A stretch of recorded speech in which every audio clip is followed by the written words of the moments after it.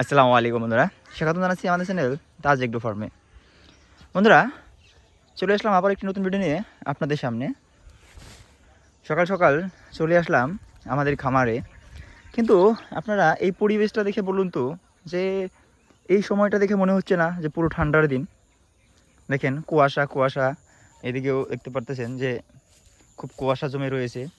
কিন্তু বন্ধুরা, কথা হলো যে এখন কিন্তু আমাদের এই জায়গায় ঠান্ডার মৌসুম না, ঠান্ডার সিজন না, শীতের সময় না। আমাদের এই জায়গায় কিন্তু গরমের দিন চলতেছে।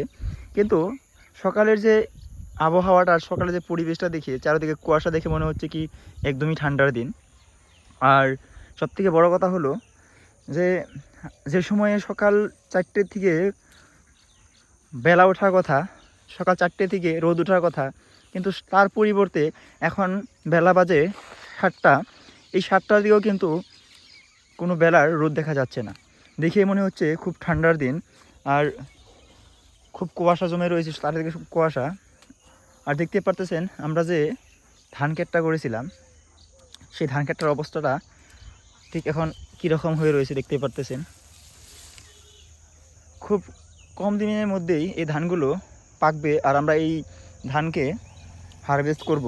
কিন্তু সবথেকে বড় কথা হলো যে এই ধানের দেখতে পারতেছেন যে অনেক ধান এরকম করে দেখতে পারতেছেন, এই যেদিকে যে ধানগুলো কিন্তু মরে গিয়েছে, এই ধানের ছড়াগুলো মরে গিয়েছে।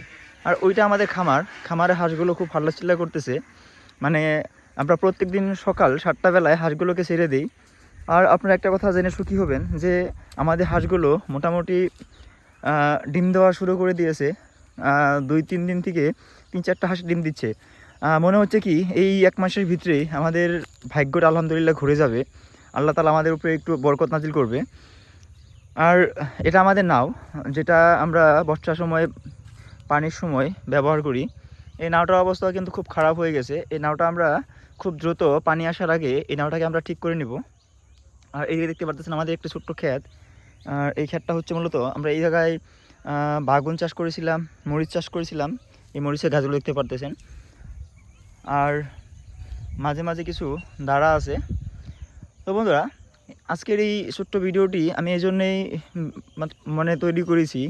মূলত আজকে সকালবেলা উঠেই, আজকে নয়, আমি গত কয়েকদিন থেকে দেখতেছি যে সকালে যে পরিবেশটা থাকে দেখেই মনে হয় যে ঠান্ডার দিন, চারিদিকে কুয়াশা কুয়াশা, কিছু দেখা যায় না। কিন্তু এই দিনটা আসলে ঠান্ডার সময় হয়। কিন্তু আমি গত 1 সপ্তাহ ধরে এই বস্তুটা নোটিস করতেছিলাম যে আমাদের এই জায়গার আবহাওয়াটা, যদিও গরমের সিজন চলতেছে, গরমের সময় চলতেছে, তারপরেও কিন্তু আবহাওয়াটা একদম পুরো একদম খুব ভালো একটা আবহাওয়া। তো বন্ধুরা, আজকে ভিডিও এখানে শেষ করছি। দেখা হচ্ছে পরে কোনো ভিডিওতে। যতক্ষণ পর্যন্ত সুস্থ থাকুন, ভালো থাকুন, খোদা হাফিজ।